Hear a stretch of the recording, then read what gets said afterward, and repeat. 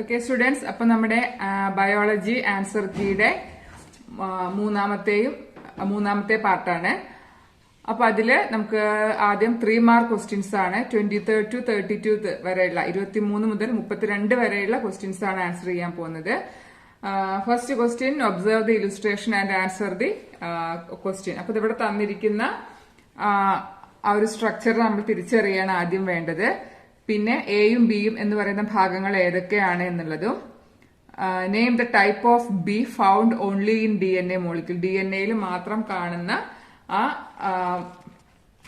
B എന്ന് പറയുന്നതിന്റെ പേര് എഴുതാനുമാണ് ആവശ്യപ്പെട്ടുള്ളത്. അപ്പൊ നമുക്കറിയാം അത് ന്യൂക്ലിയോടൈഡിന്റെ സ്ട്രക്ചർ ആണ് തന്നിട്ടുള്ളത്. അപ്പൊ ഒരു ന്യൂക്ലിയോടൈഡ് എന്ന് പറയുമ്പോൾ അതിൽ ഷുഗറും നൈട്രജൻ ബേസും ഫോസ്ഫേറ്റും ആയിരിക്കും ഉണ്ടാവുക. അപ്പൊ അതിലെ എ എന്ന് പറയുന്നതാണ് ഷുഗറിനെ കാണിക്കുന്നത്, ആൻഡ് ബി എന്ന് പറയുന്നത് നൈട്രജൻ ബേസിനെയും കാണിക്കുന്നു. അപ്പൊ ആദ്യത്തെ ആൻസർ ചെയ്തേണ്ടത് ന്യൂക്ലിയോടൈഡ്, രണ്ടാമത്തേത് എ എന്നുള്ളത് ഷുഗറും ബി എന്നുള്ളത് നൈട്രജൻ ബേസും. ഇനി ഇത് ബി നൈട്രജൻ ബേസ് ആണെന്ന് പറഞ്ഞു. അടുത്ത ക്വസ്റ്റ്യൻ എന്താണ്? DNA മാത്രം കാണുന്ന നൈട്രജൻ ബേസ് ഏതാണ്? അത് പഠിച്ചിട്ടുള്ളതാണ് തൈമിൻ ആണ്. അഡിനിൻ, തൈമിൻ, ഗ്വാനിൻ, സൈറ്റോസിൻ എന്നുള്ളതാണ് DNA കാണുക. RNA ആകുമ്പോൾ തൈമിന് പകരം യുറാസിൽ കാണുന്നു. ഓക്കെ, അപ്പൊ ഇതാണ് ഇതിന്റെ ഉത്തരങ്ങൾ. അടുത്തത് 24-ാമത്തെ, read the statement and answer the questions.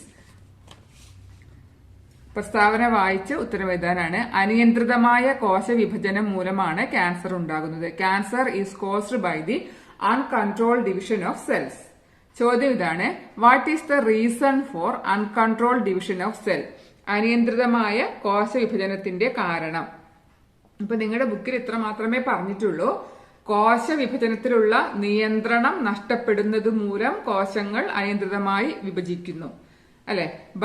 Because of the loss of control over cell division. അതാണ് അതിന്റെ റീസൺ ആയിട്ട് പറയുന്നുള്ളൂ. Write any 2 factors causing cancer. ക്യാൻസറിനുള്ള കാരണങ്ങൾ 2 എഴുതാനാ പറഞ്ഞത്.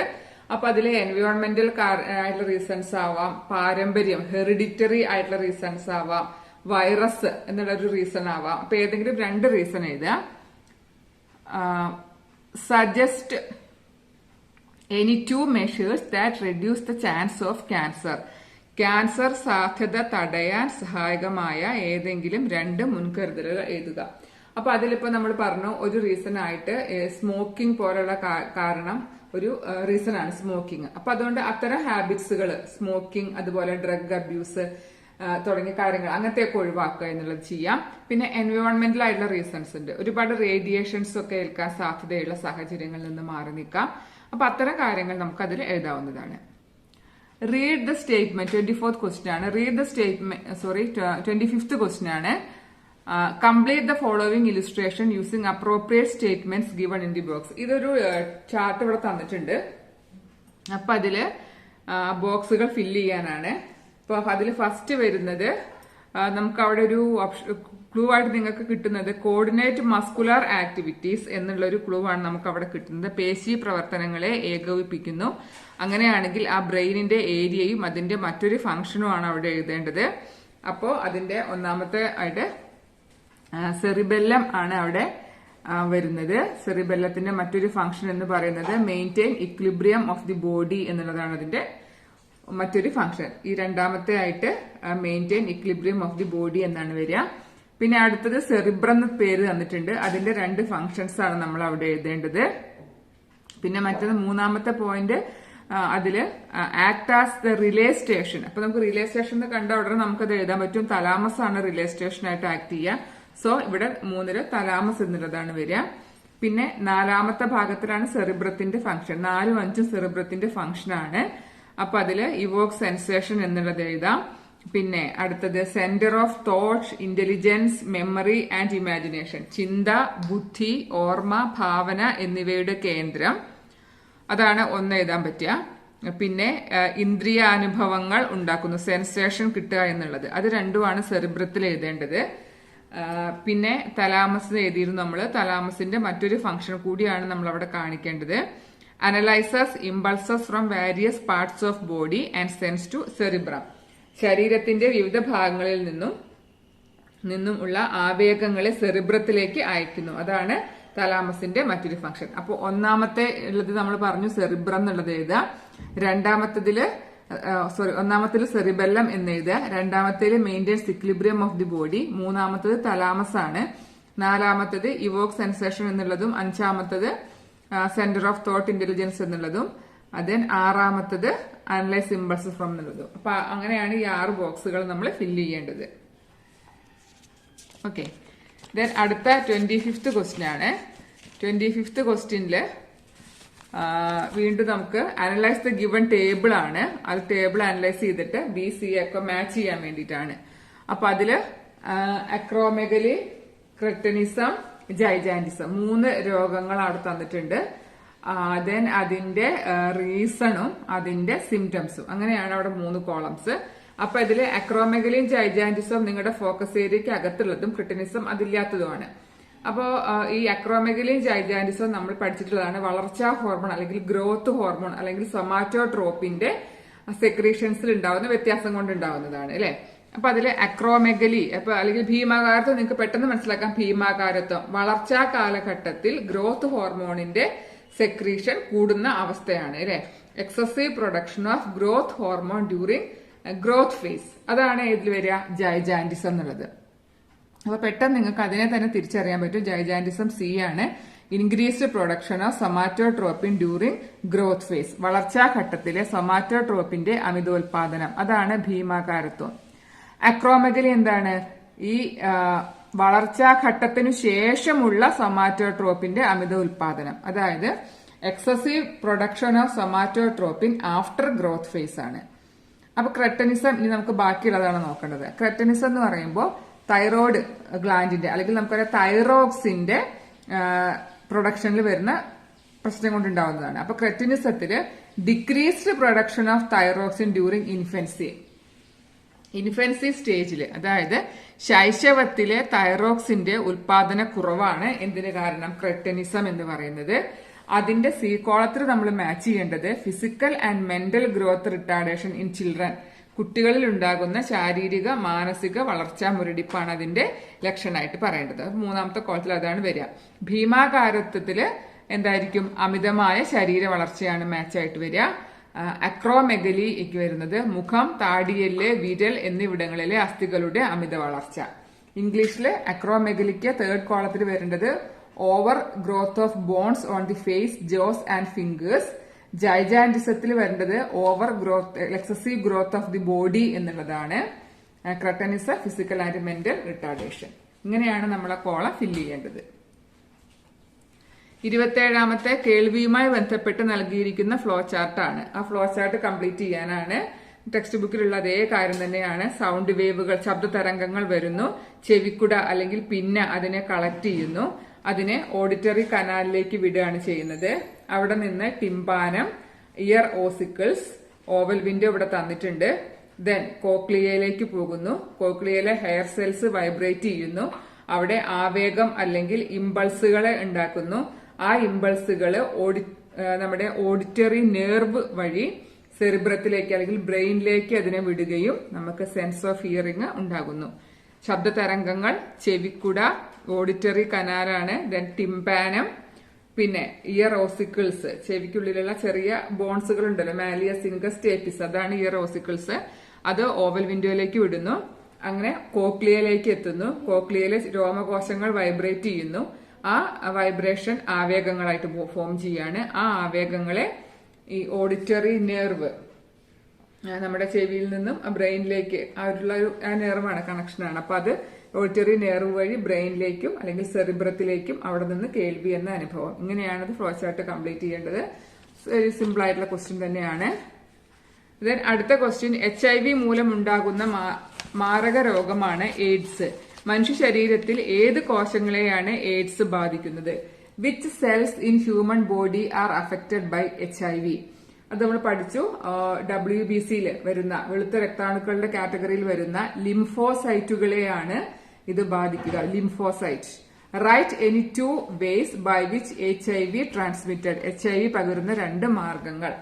അത് രക്തദാനം, അല്ലെ, രക്തം ശരിയായ രീതിയിൽ ടെസ്റ്റ് ചെയ്ത് നോക്കാതെയൊക്കെ രക്തം സ്വീകരിക്കുന്നത് വഴിയും, ദെൻ ഗർഭസ്ഥ ശിശുവിന് അമ്മയിൽ നിന്ന് HIV പോസിറ്റീവ് ആയിട്ടുള്ള അമ്മയിൽ നിന്ന് കുഞ്ഞിലേക്ക് പകരാം, ഫ്രം മദർ ടു ഫീറ്റസ് എന്നുള്ള രീതിയിൽ പകരാം.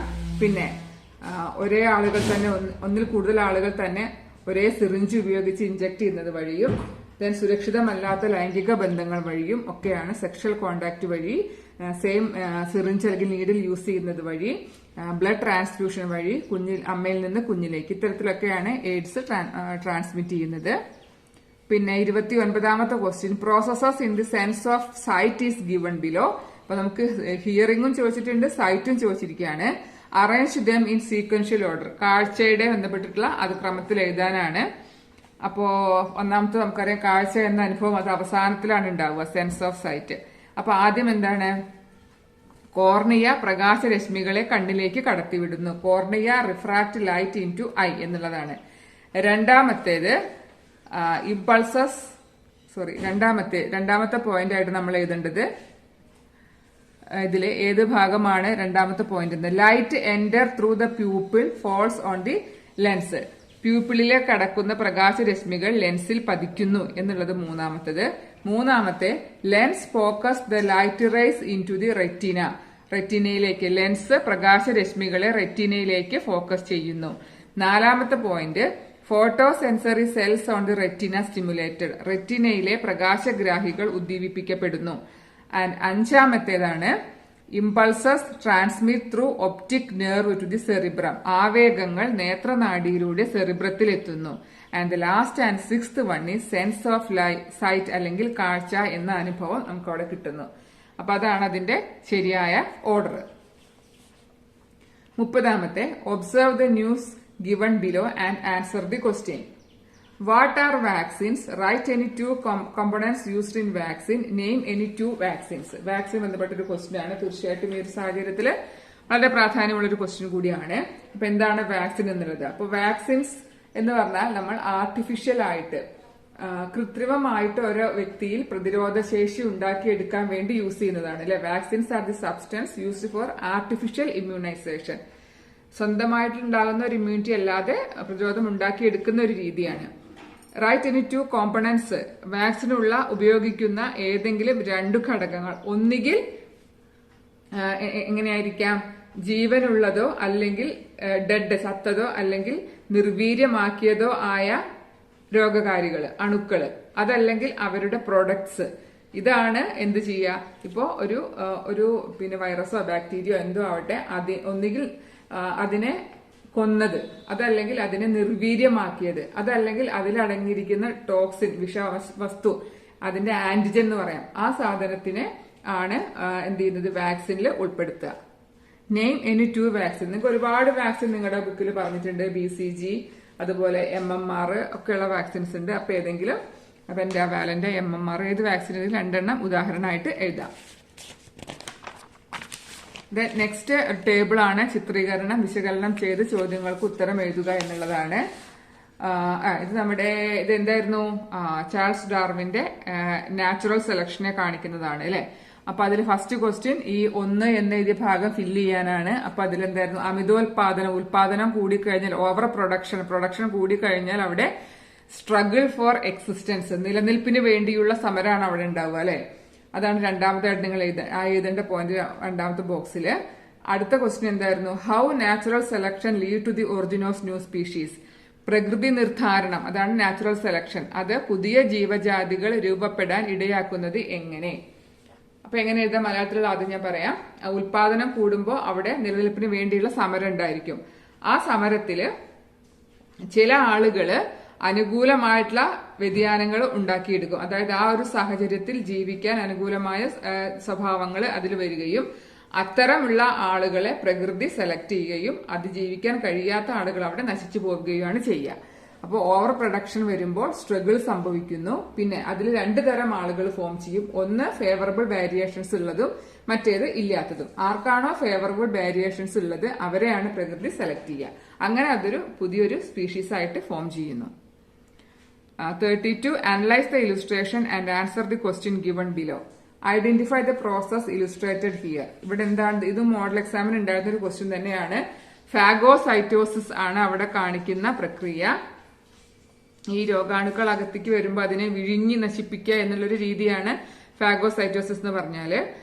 പിന്നെ name the white blood cell performing the function. ഏതൊക്കെ വൈറ്റ് ബ്ലഡ് സെൽസ് ഈ ധർമ്മം നിർവഹിക്കുന്ന ശ്വേതരക്താണുക്കൾ ഏതെല്ലാം? രണ്ടാൾക്കാരാണ് മെയിനായിട്ട് ഇതിൽ വരുന്നത്. ഒന്ന് മോണോസൈറ്റുകളും മറ്റൊന്ന് ന്യൂട്രോഫില്ലുകളും. അവർ രണ്ടാളാണ് അതിന്റെ ഉത്തരം, മോണോസൈറ്റ്സും ന്യൂട്രോഫിൽസും.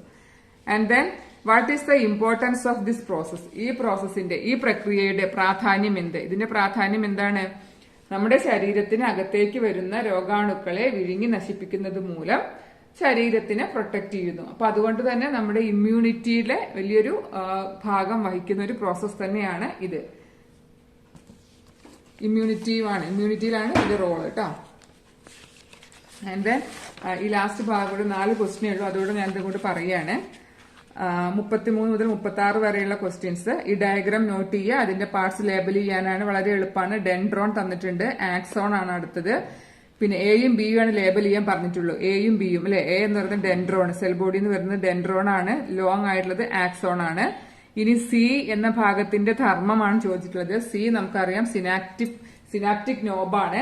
അതിന്റെ ഫംഗ്ഷൻ അവിടെയാണ് ന്യൂറോ ട്രാൻസ്മിറ്റർ അസറ്റൈൽ കോളൈൻ എന്നൊക്കെ പഠിച്ചിട്ടില്ലേ, ആ സാധനങ്ങൾ സെക്രീറ്റ് ചെയ്യുന്ന സ്ഥലമാണ് ഈ പറഞ്ഞ സി എന്ന് പറയുന്ന സിനാപ്റ്റിക് നോബ്. 34th ക്വസ്റ്റ്യനിലാണ് ഒരു ചെറിയ പ്രശ്നമുള്ളത്. അതില് നിങ്ങൾക്ക് ഇവിടെ ഐലറ്റ്സ് ഓഫ് ലാംഗർഹാൻസ് തന്നിട്ടുണ്ട് അല്ലെ. അതില് 1, 2 എന്നിവ എഴുതുക. അപ്പോൾ ഇവിടെ 1, 2 കാണിച്ചിരിക്കുകയാണ്. അപ്പൊ ഇത് ബീറ്റ കോശങ്ങളാണെങ്കിൽ ഇത് എന്തായിരിക്കണം? ഇത് ആൽഫ സെല്ലുകളായിരിക്കണം അല്ലെ. അപ്പൊ ഈ ആൽഫ സെല്ലുകളാണ് ശരിക്കും എന്ത് പ്രൊഡ്യൂസ് ചെയ്യുക? ഗ്ലൂക്കോഗോൺ പ്രൊഡ്യൂസ് ചെയ്യുന്നത്. ബീറ്റ സെല്ല് പ്രൊഡ്യൂസ് ചെയ്യുന്നത് എന്താണ്? ഇൻസുലിൻ ആണ്. അപ്പൊ അങ്ങനെ ഒരു പ്രശ്നം ഇവിടെ കാണുന്നുണ്ട്. എന്തായാലും ചോദിച്ചിട്ടുള്ളത് ഇൻസുലിന്റെ ഫംഗ്ഷനാണ് നമ്മൾ ഇവിടെ ചോദിച്ചിട്ടുള്ളത്. 2ന്റെ ധർമ്മം എഴുതാനാണ്. അപ്പോ ബ്ലഡിന്റെ ഗ്ലൂക്കോസ് ലെവലിനെ കുറയ്ക്കുക എന്നുള്ളതാണ് അല്ലെ. It decreases blood sugar level അല്ലെങ്കിൽ ഗ്ലൂക്കോസ് ലെവൽ. 2 ഫംഗ്ഷൻസ് ഓഫ് രണ്ടാമത്തേന്റെ 2 ഫംഗ്ഷൻസ് ആണ്. അപ്പൊ അത് ഏത് രീതിയിലാണെന്നുള്ളത് കൂടി നിങ്ങൾക്ക് സൂചിപ്പിക്കാം. ബ്ലഡിലെ ഗ്ലൂക്കോസ് ലെവലിനെ കുറയ്ക്കുന്നു.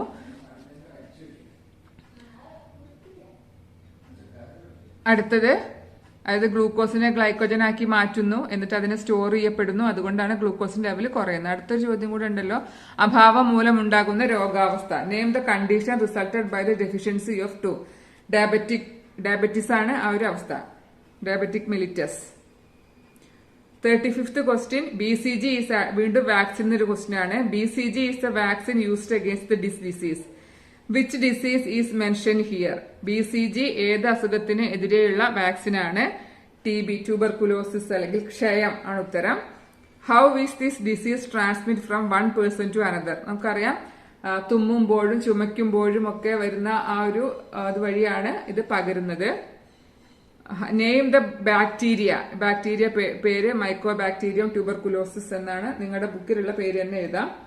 Right any 2 organs affected by this disease. അത് നമ്മൾ പറഞ്ഞിരുന്നു അല്ലെ. മെയിൻ ആയിട്ട് ഇത് അഫക്ട് ചെയ്യുന്നത് എവിടെയാണ്? നമ്മൾ മെയിൻ ആയിട്ട് അഫക്ട് ചെയ്യുന്ന ഭാഗം ലങ്സ് ആണെങ്കിലും കിഡ്നി, ജോയിന്റ്സ്, ബ്രെയിൻ ഇവിടെയുള്ള ഭാഗങ്ങളിലേക്കൊക്കെ ഇതിന്റെ സിവിയറിറ്റി കൂടുന്തോറും ഈ രോഗം അഫക്ട് ചെയ്യാം. ഇപ്പൊ റൈറ്റ് എനി 2 ഓർഗൻസ് ആണ് ചോദിച്ചിട്ടുള്ളത്. നിങ്ങൾക്ക് ലങ്സും കിഡ്നിയോ ബ്രെയിനോ ഏത് വേണമെങ്കിലും എഴുതാം. എന്തായാലും മെയിൻ ഓർഗൻ ഈസ് ലങ്സ് ആണ്. And the last question is, ഇതൊക്കെ മോഡൽ ഈ ന്യൂറോണിന്റെ സ്ട്രക്ചറും ഐയും ഒക്കെ മോഡൽ എക്സാമിന് ചോദിച്ചിരുന്ന ചോദ്യങ്ങൾ തന്നെയാണ്. അതുകൊണ്ട് നിങ്ങൾ നന്നായി തയ്യാറെടുത്ത് പോയിരിക്കും എന്ന് വിശ്വസിക്കുകയാണ്. ഐയുടെ റീഡ്രോ ചെയ്യാനുണ്ട്. ഡയഗ്രം നിങ്ങൾ വരയ്ക്കണം. Then identify, name and label the following parts. ഇവിടെ 3 ഭാഗങ്ങൾ തന്നിരിക്കുകയാണ്. അപ്പൊ അവരുടെ ഫംഗ്ഷൻ ആണ് തന്നിരിക്കുന്നത് അല്ലെ. അപ്പൊ ആ ഫംഗ്ഷൻ അല്ലെങ്കിൽ അതിന്റെ ക്യാരക്ടറാണ് തന്നിരിക്കുന്നത്. അത് നോക്കിയിട്ട് ആ ഭാഗം ഏതാണെന്ന് നിങ്ങൾ മനസ്സിലാക്കിയിട്ട് അത് ഇത്തരത്തിൽ ലേബൽ ചെയ്യണം, എന്നാലേ ഇത് പൂർണ്ണമാവുള്ളൂ. അപ്പോൾ ദൃഢപടലത്തിന്റെ മുന്നോട്ട് തള്ളിയ സുതാര്യമായ മുൻഭാഗം. ദൃഢപടലം അതായത് the projected transparent anterior part of sclera. സ്ക്ലീറയുടെ മുന്നിലേക്ക് ഉന്തി നിൽക്കുന്ന ട്രാൻസ്പെറന്റ് ആയ സുതാര്യമായ ഭാഗമാണ് കോർണിയ എന്നാണ് നിങ്ങൾ എഴുതേണ്ടത്. അപ്പൊ കോർണിയ എന്നുള്ളത് അവിടെ ലേബൽ ചെയ്യാം. The aperture seen at the centre of the iris. ഐറിസിന്റെ നടുക്ക് കാണുന്ന ആ അപ്പർച്ചർ എന്താണ്? ഐറിസിന്റെ മധ്യഭാഗത്തുള്ള സുഷിരം എന്താണെന്നുള്ളതാണ് ചോദ്യം. അപ്പൊ അത് പ്യൂപ്പിൾ എന്നാണ് എഴുതേണ്ടത്. The nerve that transmit impulse to the brain. ആവേഗങ്ങളെ മസ്തിഷ്കത്തിലേക്ക് വഹിക്കുന്ന നാഡി. വളരെ എളുപ്പമാണ്. ഒപ്റ്റിക് നെർവ് എന്നുള്ളതാണ് അതിന്റെ ആൻസർ. ഈ ഭാഗത്തായിട്ട് ഒപ്റ്റിക് നെർവ് നിങ്ങൾക്ക് ലേബൽ ചെയ്യാം. അപ്പൊ ആ 3 കാര്യങ്ങളാണ് ലാസ്റ്റ് ഡയഗ്രത്തിലുള്ളത്. അത് ഈസി ക്വസ്റ്റ്യൻ ആണ്. അപ്പൊ ഇത്രയാണ് നമ്മുടെ ബയോളജി ആൻസർ കീ. ഒരു കാര്യം കൂടി നിങ്ങളോട് സൂചിപ്പിക്കുകയാണ്. അപ്പൊ നമ്മുടെ നാളത്തോട് കൂടിയിട്ട് SSLC എക്സാം കഴിയുകയാണ്. നിങ്ങൾക്ക് ഇനി വളരെ പ്രധാനപ്പെട്ട +1 അഡ്മിഷൻ കാര്യങ്ങളൊക്കെ ഉണ്ട്. അപ്പൊ നമ്മൾ ഈ ചാനൽ സ്റ്റാർട്ട് ചെയ്ത് തന്നെ +1 അഡ്മിഷന്റെ കാര്യങ്ങൾക്ക് വേണ്ടിയിട്ടായിരുന്നു കഴിഞ്ഞ വർഷത്തെ. അപ്പൊ ഇത്തവണയും തീർച്ചയായിട്ടും നമ്മൾ ആ ഒരു സപ്പോർട്ട് നിങ്ങൾക്ക് എന്തായാലും വേണ്ടിവരും. നമുക്ക് ഈ ഒരു അവസ്ഥയിൽ എന്തായാലും ഓൺലൈൻ സപ്പോർട്ടുകളാണ് നൽകാൻ കഴിയുക. അപ്പൊ അതുകൊണ്ട് തന്നെ നിങ്ങൾക്ക് +1 അഡ്മിഷനുമായി ബന്ധപ്പെട്ട് എങ്ങനെ അപേക്ഷ കൊടുക്കണം, എന്തൊക്കെ സർട്ടിഫിക്കറ്റ്സ്, എന്തൊക്കെയാണ് തെറ്റുകൾ വരാൻ സാധ്യത, അതിനെ എങ്ങനെ ഇല്ലാതാക്കാം, ഓപ്ഷൻസ് രജിസ്ട്രേഷൻ തുടങ്ങിയ എല്ലാ കാര്യങ്ങൾക്കും ആവശ്യമായ സപ്പോർട്ട് നമ്മുടെ ചാനലിലൂടെ നൽകുന്നതായിരിക്കും. അതുകൊണ്ട് എല്ലാവരും stay connected. Okay, thank you.